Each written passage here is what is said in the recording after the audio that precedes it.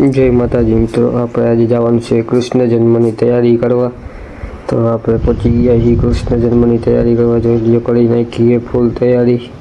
હવે કૃષ્ણ જન્મ થાય એટલી જ વાર છે।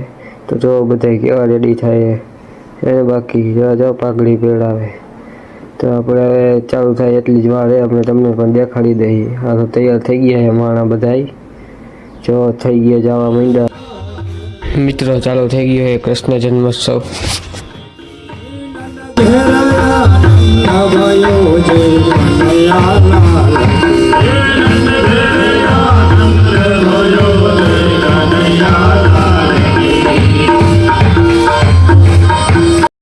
કાનુડો બહુ વજન વાળો હે, લે ભારે વજન, બે માણા જાય। જો કાનુડો કેટલો વજન વાળો।